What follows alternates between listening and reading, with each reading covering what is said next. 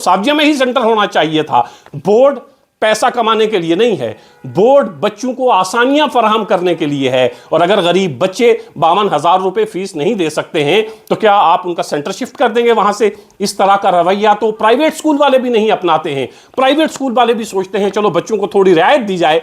सरकारी स्कूल का, Jammu Kashmir education board का यह हाल है। सरकारी स्कूल है, सरकारी स्कूल में बच्चे पढ़ रहे हैं और उनके लिए उनसे कहा जाता है कि आप 52,000 रुपए एक्स्ट्रा फीस दें, अगर नहीं देते हैं तो सेंटर शिफ्ट कर दिया जाएगा। तो ये 28 बच्चों के कैरियर के साथ, मुस्तकबिल के साथ खेलना हुआ। आपने 28 बच्चों के कैरियर और मुस्तकबिल के साथ खिलवाड़ किया है और ये रवैया नाकाबिले बर्दाश्त है। हम खामोश रहते हैं, इंतजार करते हैं वो लोग बोलें जिन लोगों को हम लोगों ने वोट दिए हैं, जो हमारे वोट से इक़्तिदार में पहुंचे हैं। हम ये भी इंतजार करते हैं जो हारे हैं कम से कम वो बोलें, लेकिन ना जीता हुआ बोलता है ना हारा हुआ बोलता है। मजबूरन आवाज हमें ही उठानी पड़ती है। शुक्रगुजार हूं चीफ एजुकेशन ऑफिसर पुंछ और डिप्टी सीईओ साहब का कि उन्होंने कल के बाद ऐसा लगता है कि एजुकेशन डिपार्टमेंट कुछ हरकत में आया है और चीफ एजुकेशन ऑफिसर पुंछ ने रात होते होते एक ऑर्डर निकाला है। वो सोशल मीडिया पर आप देख चुके होंगे।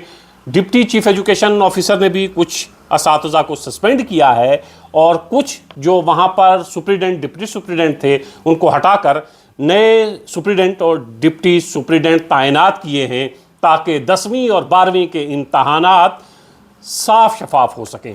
कल जब मैंने एक स्टोरी की उसके बाद एक हैरत अंगेज़ वाक़या मेरे सामने आया और कुछ लोगों ने फ़ोन करके इसकी जानिब मेरी तवज्जो दिलाई कि इस पर बात करना बहुत ज़रूरी है।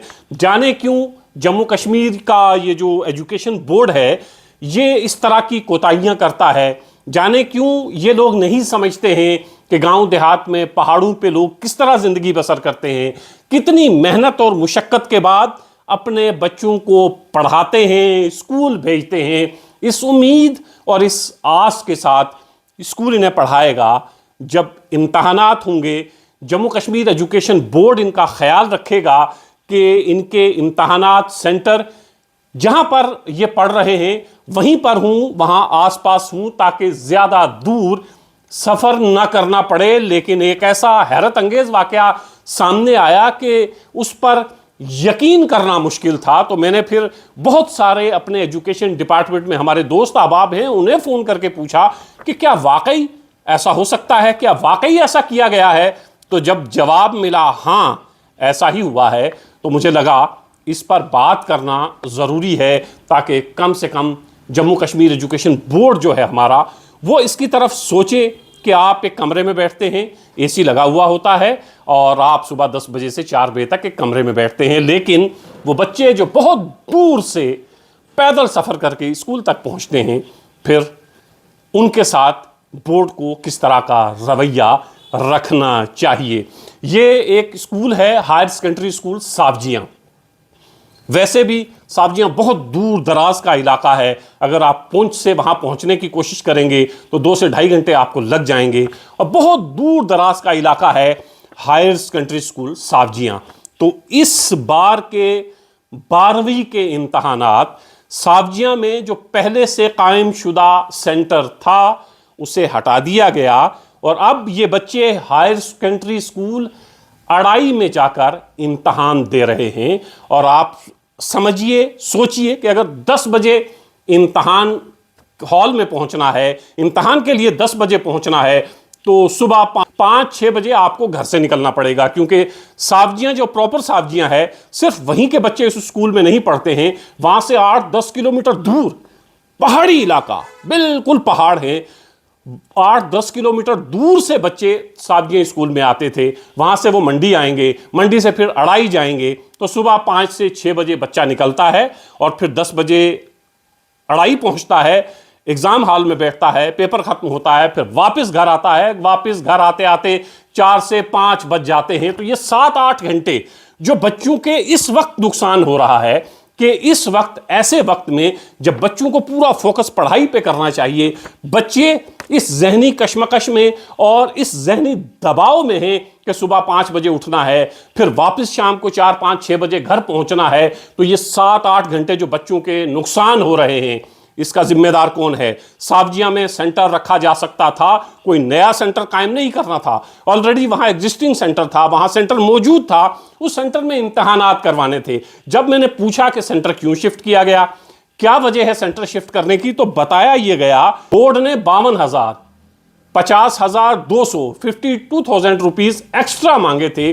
जो बच्चों की फीस है वो तो बच्चों ने दी ही, उसके अलावा एक्स्ट्रा मांगे गए कि अगर आप 52,000 रुपए एक्स्ट्रा जमा करवाते हैं तब आपका सेंटर सावजिया में रखा जाएगा, क्योंकि बच्चों की तादाद जो है वो कम है। अब 52,000 रुपए बच्चे नहीं दे सकते थे, गांव देहात के गरीब बच्चे हैं, तो स्कूल से जो रिप्लाई आया बोर्ड के पास वो ये आया कि बच्चे 52,000 रुपए फीस नहीं दे सकते हैं, गरीब बच्चे हैं, तो सेंटर जो है इसका यहीं रखा जाए ताकि बच्चे यहीं पर इम्तहानात दे सकें, सुकून के साथ इम्तहानात दे सके, ताकि अच्छा रिजल्ट आए, बच्चे पास हों, अच्छे नंबरात के साथ पास हों, और ये जो दबाव उनके ऊपर जहनी बना हुआ है ये न बना हो। लेकिन बोर्ड ने, स्कूल की भी नहीं मानी, बोर्ड ने यह भी नहीं सोचा कि ये गरीब बच्चे जो सावजिया में ज़ेरे तालीम थे, अगर वहीं सेंटर होता तो बच्चे आधा घंटा पहला वहां पहुंच सकते थे। आप 9 बजे, 9:30 बजे घर से अगर निकलते हैं तब भी सावजिया पहुंच सकते हैं।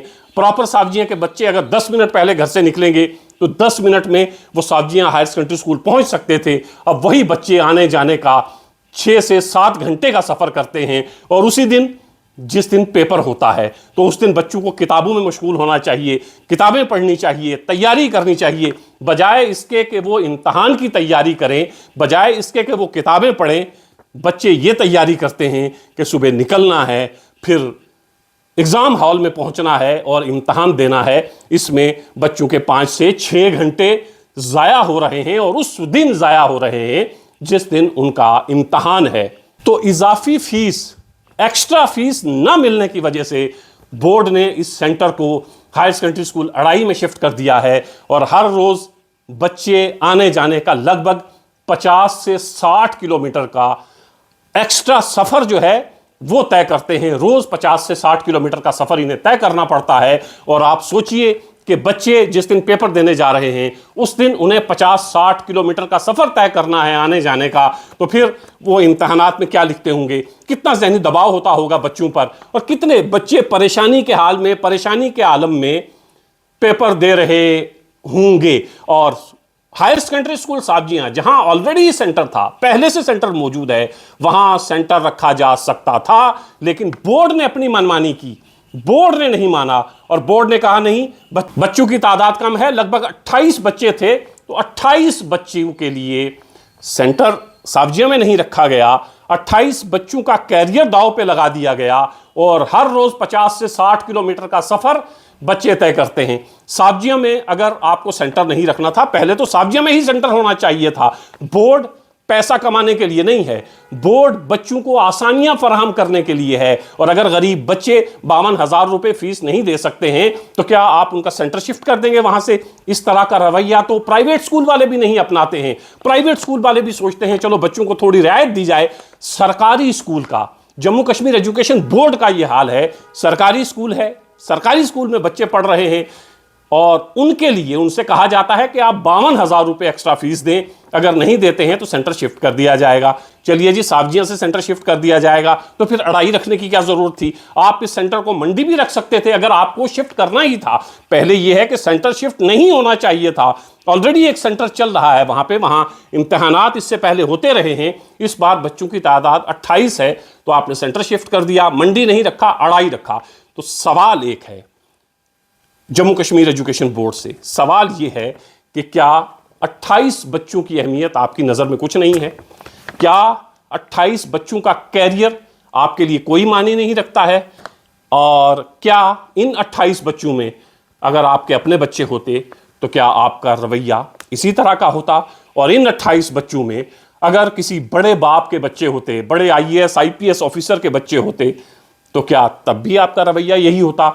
नहीं होता, मैं दावे से कह सकता हूं गरीब बच्चे हैं और गरीब माँ बाप कितनी मुश्किल, कितनी मेहनत के बाद अपने बच्चों को इस लायक हो पाते हैं कि अपने बच्चों को सरकारी स्कूल में भेजें, और फिर उसके बाद बोर्ड ये करता है, पैसे मांगता है, कहता है 52,000 रुपए जमा करवाएं एक्स्ट्रा फीस, तब जाकर सेंटर साबजिया में रखा जाएगा।